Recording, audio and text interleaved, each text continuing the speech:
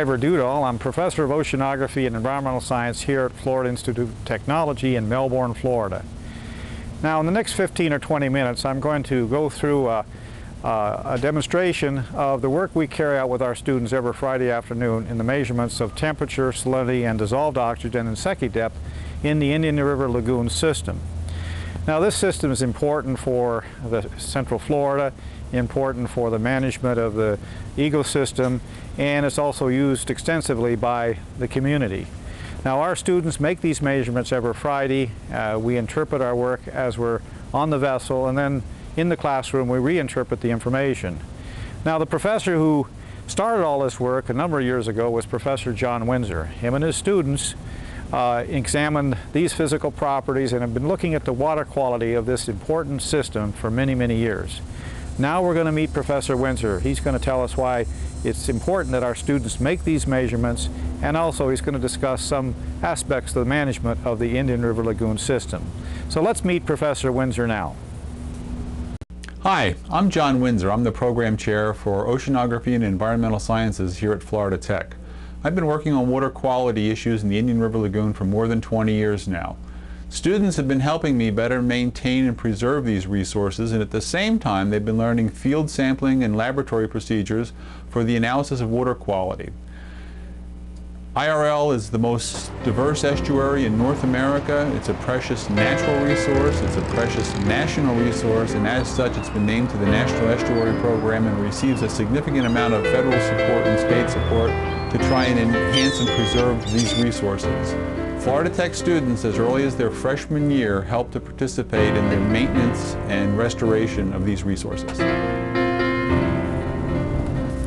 Thank you, Professor Windsor, for those well-spoken words on the Indian River Lagoon system.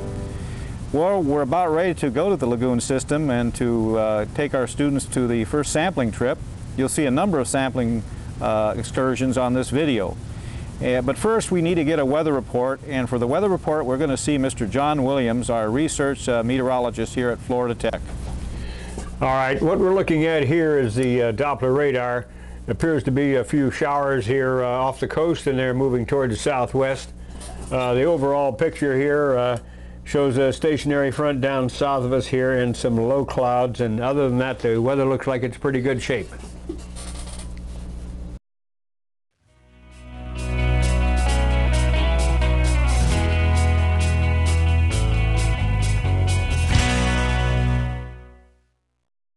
So you guys are going to be using two instruments on this. The first one is your YSI 85. I know Joanna's familiar with it, but basically what it does, here's the on-off button.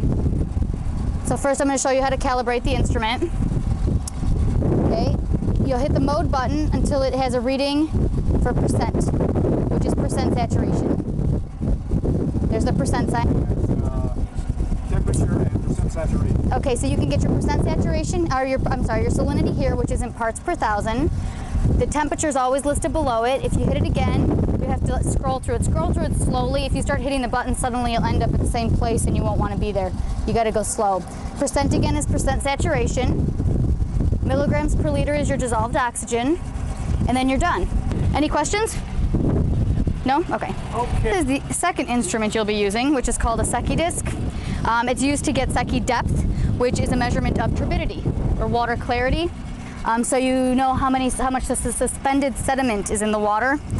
Basically, again, each one of these is 0.3. There are little black marks under where the tape should be. The tape does slide, so when you're doing the measurement, try not to hold onto the tape because it will move out of place.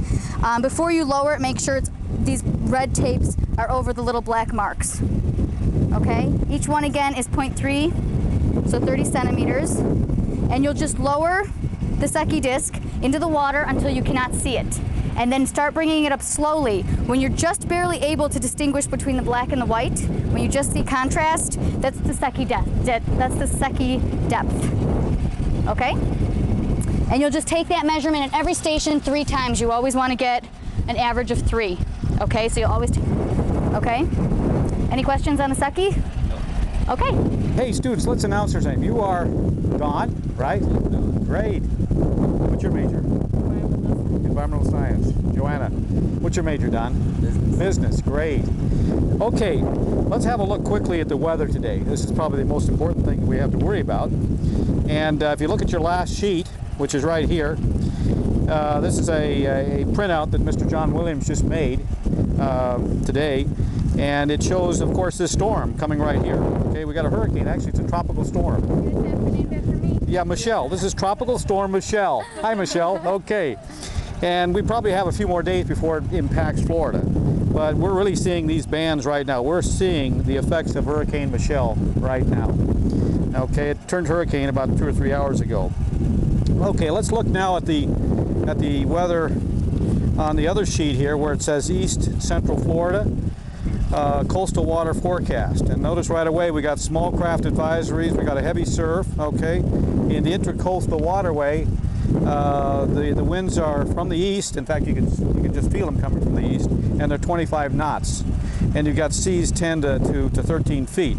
I doubt if we'll have 10 to 13 feet out there out there. We'll probably have about 2 or 3 feet at Station 5. Now we're going to see 3 stations. We're going to see Station 5, which is out in the Indian River Lagoon, and then we're going to come back here in the Melbourne Harbor and visit Station 3, and then Station 2. And I think we already know from what we've been learning in class that Stations 2 and 3 are well stratified.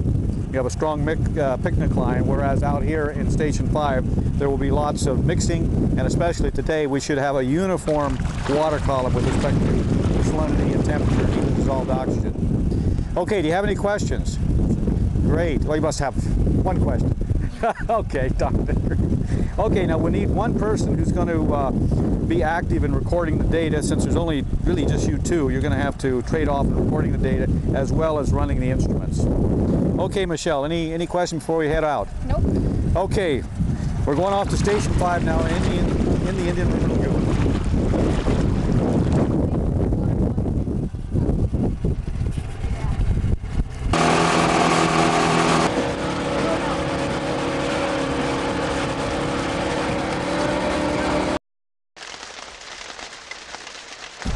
Okay, Joanna's getting the Secchi depth.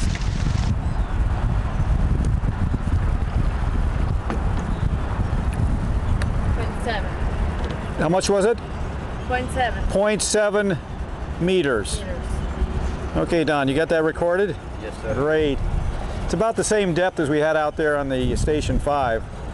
Okay, we're going to get ready now for measuring salinity and temperature, dissolved oxygen, and percent saturation. Hey, Don, that was a pretty wild station. Yes, sir. What are you doing, transferring the data? Yep. Yeah, okay, great.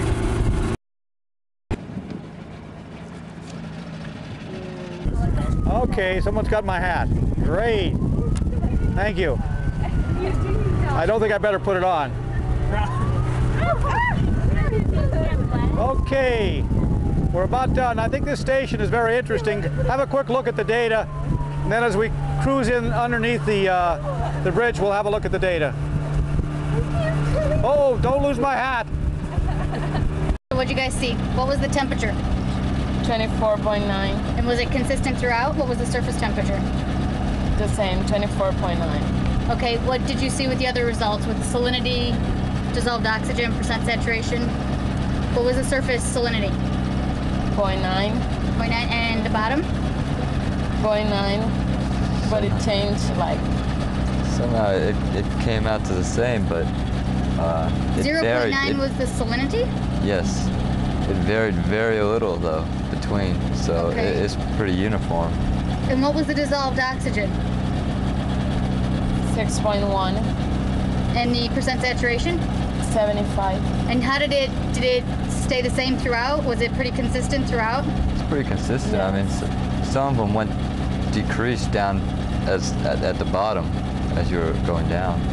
It's actually pretty unusual, your results for today. Usually what we see is that Station 2 matches pretty closely Station 3, where there's a lot of stratification, where it starts off with a low salinity and then it hits that halocline, and then salinity just increases, just rapidly increases all the way to the bottom. The reason why you see this usually is at Station 3, it was dredged, which means that they dug up a lot of the sediment for the bottom, so that when sediment flows through Crane Creek, it will settle in that dredged area before it hits the lagoon, which prevents, you know, sedimentation in the lagoon. Because of that dredging that they did, what happens is you get a salt wedge estuary effect, where the salinity from the Atlantic Ocean and from the lagoon come in and wedge down below, and the fresh water comes up on top. So that's where you get that halocline. And you usually see those effects come through to Station 2, where you'll still see, even though it's quite shallow, that halocline, where the top of the water is fresh water and below is quite salty. And you usually see that same effect as a thermocline with the temperature changing right at the halocline as well. Your results show quite a bit of stratification. Could you try to explain that? Or quite a bit of mixing. Very little stratification. What might be the cause of that today? The wind. The wind. Wind plays a great role in mixing waters, because when the wind mixes the water, of course you're going to the salinity, the areas where it's salinity, where it's very saline and fresh are going to mix.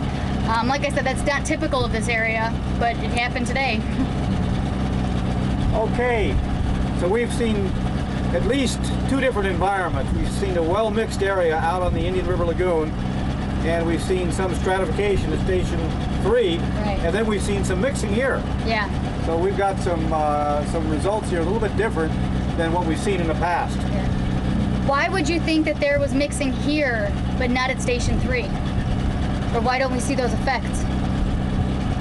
Rainwater, maybe? No? Well, it rained in Station 3 too.